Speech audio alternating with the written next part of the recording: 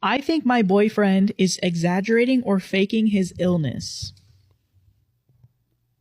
An illness? I, 26 female, have been with my boyfriend, 30 male, for a little under 2 years. In that time, we've been together. His chronic pain, which isn't connected to any particular / known condition as he refuses to go to a doctor, has gotten worse and worse. It's reached a point where he's almost incapable of doing chores or house projects, is usually too exhausted or in pain to make or agree to plans, and getting him to do anything outside of the house together is like pulling teeth. His objections always revolve around his pain and fatigue. I've never suffered from chronic pain, and thank God, so I'm not one to judge or accuse someone of making it up since the pain itself is invisible and my boyfriend looks perfectly healthy, but now he's been unemployed for about 4 months and I'm starting to question things.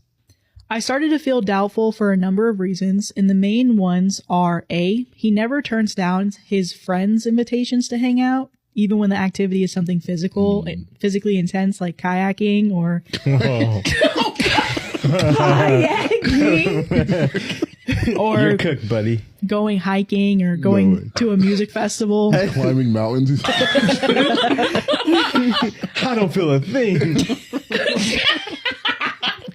And B, he's never too tired or in too much pain to have sex. Over time, it's almost made it seem like he's conveniently in an unbearable amount of pain when he has to do something he isn't at all interested in, i.e. chores.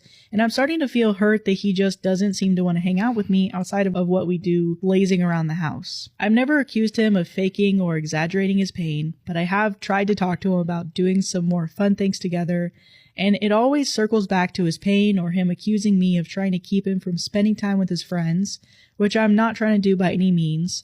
I've done a ton of research into autoimmune disorders and other conditions that could be causing his problems, always bringing my findings and suggestions to him, but he just doesn't believe a doctor or any traditional medicine will help him. I'm also bothered because when we go to family outings or parties that we're both invited to, it's rare, but it does happen. He will talk anyone who will listen's ear off about how bad his chronic pain is and how frustrating it is to not be able to find a solution. The thing is, he's not actually looking for a solution. He just smokes weed every day and calls that good enough, while lamenting and complaining that his body is the way it is. He also refuses to return to work because of his pain. For additional context, he seems to have really extreme muscle spasms / tightness, particularly in his back. I'm happy to support him through his hard times, but the fact that he won't work is getting concerning and I feel severely stuck. I'm not interested in supporting him financially on a long-standing basis, but at the moment, I partially am by covering some of his expenses. If this post makes me a total asshole for questioning the degree of my boyfriend's chronic pain, so be it. I just need answers and help. So here are my questions. Where do I go from here? Do you think it's possible that my boyfriend is using his pain as a crutch? Should I put some kind of ultimatum in place that will get him medical care / attention? Your advice is appreciated. And then there's comments and an update. Top comment, even if he does have chronic illness, he isn't doing anything to get a diagnosis or treatment, and he is willing to push on for things that benefit him and only him. He's also developed a drug addiction and he has no plans of curbing it. I'm chronically ill. I'm busting my ass trying to find answers and help because living like this sucks. I do everything in my power to support my partner, and I care for our home. While sometimes that's not a ton, I always prioritize contributions to my household over kayaking, which even if I could push through to do it, would put me down for a week. This man is using and taking advantage of you, disabled or not. He also has dumped this on you without you consenting to be his financial caretaker. You're not married. There is no in sickness and health here. Leave him. And then she updates, thank you to everyone who responded to my post and was so compassionate and kind. It was incredible to hear from so many people who actively battle chronic pain / illness and those with loved ones who do. I hope to continue deepening my empathy towards anyone who is struggling with an invisible illness. On to my update. Armed with some fresh perspectives and some fresh frustrations, LOL, I've talked to my boyfriend and told him that he needs to see a doctor or I will no longer be able to support him financially and stand by while he remains unemployed and unmotivated to get the help he needs. That's so fair.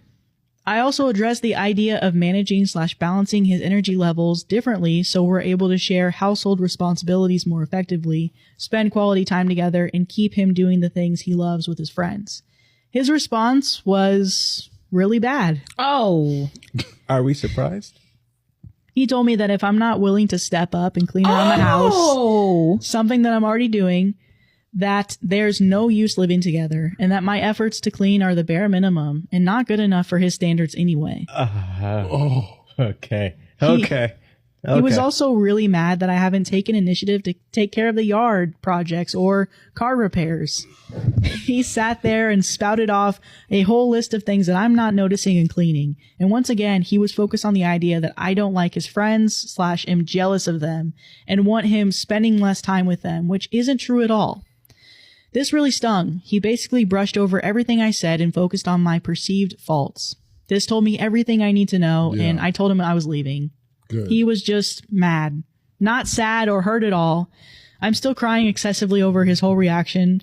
I still don't know how real or unreal his chronic pain is, but I guess it doesn't matter anymore. Thank you again, everyone, for your support and kindness. I'm truly at a loss. Am I the asshole for telling my wife I want a divorce after she pointed out that as a stepdad, I have to keep showing up no matter what happens? What? I, 39, male, married Lisa, 38, female, 4 years ago. She was divorced and had 2 kids with her ex. They split custody and didn't really co-parent because they were strained between them. But they could be civil around the kids. The kids in question are 11 and 9, and Lisa and I have a 3-year-old together. Problems started when Lisa's ex started giving me an attitude and being hostile when I was in his presence. He'd tell me not to speak to his kids and to know my place. Lisa would tell her ex to stop, and she warned him, she'd document all of that. But he carried on with these hostile remarks in front of the kids, and eventually the kids started treating me the same way. Lisa went back to court, and the judge ruled that she and her ex had to individually take some parenting classes, and that was it. Her ex carried on as he was, and the judge didn't do anything further. She was told it wasn't actually parental alienation. The kids have never minded Lisa saying they were our kids, or me saying stepkids. I followed their lead on what to call them, and I asked them if they would like me to drop the step, and they said no. But Lisa... No, thanks. I could not hear that. I would never ask because I could not hear that back. No, you're fine, stepdad. And it wasn't even like quickly no. That's cool. Keep the step. But Lisa started having issues with this, and the kids started to have issues with her saying our kids instead of my kids, and the kids kicked up a fuss about it. The original conversations with me and them happened before the trouble with their dad started. The fuss started after his comments. The kids started telling me to stop saying stepkids, and they weren't my stepkids. Lisa wasn't happy about me saying stepkids either, but the kids didn't want me claiming them as anything, and my wife wanted me to claim them as my kids. She started encouraging more of a relationship between us, but the kids constantly disrespected me. She wanted me to take them more places, wanted me to be involved in more of their extracurricular activities. I was already involved to some degree, but she was the mom. Her ex was the dad, and I was the stepdad, and not equal to the bio parents. But she said I signed up to be their dad, and that was what I needed to be. I tried to be there more. She said the kids would come around when they saw me being there for them. Their dad was more hostile to me. He was hostile to the child I share with Lisa. The kids started rejecting their half-sibling. They had never been super fond, but at least they would be kind around the youngest. But that did end, and they were angry about our child's presence. They repeated some of the things their dad did. Lisa went back to court over it, and the judge still did nothing more.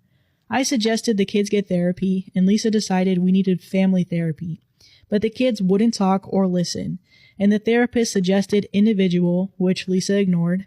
I went on my own, and I got some good things out of it, and I attempted on numerous occasions to communicate the problems I was having to Lisa so we could work through them. The more time that passes, the more time Lisa gets angry that I won't step up and be their dad. But the more I try to be involved, the angrier her kids get, and the more disrespect I get. And even if I try to correct it, they get more angry and they show more disrespect. The final straw for me happened last week. I had picked up the oldest from practice, and in the car, they got mad at me for trying to ask how things went. It started with, "You're not my dad," but went to saying they would accuse me of abusing them because then I'd be punished and I would never see them again, and it would make them and their sibling happy because they hate me like their dad hates me. I told Lisa about this, and she told me I need to remain strong and carry on. Lisa, what? Because they all need me. I asked her if she was serious, and she said yes. I told her that's a serious threat her child made. She corrected me and said, "Our child." I told her... Oh my gosh. That would literally send Read the room, Lisa. I told her if I said that, I would likely get physically attacked by one or both of her kids, given their anger about it. And I told her they themselves have repeatedly said they are not my kids and I am not their dad. She told me I signed up for it by marrying her. I told her things changed, and she said it didn't. I asked her if the kid or even both kids followed through on that promise. I would have to leave the home, and I couldn't see our child until I was cleared. Would she still expect me to keep showing up no matter what? And she told me yes, and that even if her kids attacked me or even if they said more horrible things, it's my job to keep showing up and to be there. This made me leave. I told her before I left that I wanted a divorce and I would not stick around for that. She argued that I'm giving up, and in the end, we'd win because we're the good guys if we keep being there. I told her how could she be so sure? I told her it doesn't always work, and she told me it's because the steps are usually not as good as me, but I was always amazing to her kids and I just needed to work harder.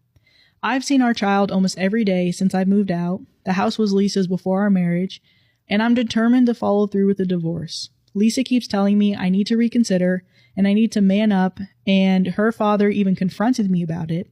Actually, while he was confronting me, we could hear Lisa and the kids fighting over her calling me their dad. But he repeated what she did, that I signed up to be their dad and I should fight harder. Am I the asshole for refusing to take my boss's dog home every night even though it's just a temporary arrangement? So I, 29 female, work as an admin assistant at a small company, and my boss, who we will call Greg, 40 male, is the type of guy who thinks running things like a family means he can do whatever he wants. A few months ago, Greg adopted a golden retriever named Buddy. Oh. Buddy is great. Greg is not. Instead of, adjusting his own life to accommodate his dog, he just started bringing Buddy to the office every day, which would be fine, except Greg does not actually watch him. Buddy is now a full-time employee. He roams around, eats people's lunches, barks during client calls, and once peed on the office printer. Greg's response, classic Buddy. Anyway, last week, Greg sent out a company-wide email saying he was looking for a volunteer to take Buddy home at night. Why, you ask? Because, get this, Greg's apartment does not allow pets. Apparently, for the past 2 weeks, my coworker Jessica has been taking Buddy home. Jessica is now moving out of state. Instead of, figuring out a normal solution, Greg just assumed somebody else would take over. I ignored the email, assuming somebody higher up would shut this down. Nope. Instead, Greg calls me into his office and hits me with, "So when do you want to start taking Buddy home?" Not would I like to, not is this something I'd be willing to do, just when. I laughed because I thought he was joking. He was not. And when I said no, Greg sighed dramatically and said, "You have a house, right?" "Yes, Greg, I have a house with 2 cats who would rather commit arson than share their space with a golden retriever." I told him that, and this man actually rolled his eyes and said, "Can't you just keep them separate?" At this point, I was done. I told him, "Greg, I'm not taking home your dog." He looked at me like I had personally murdered Buddy in front of him.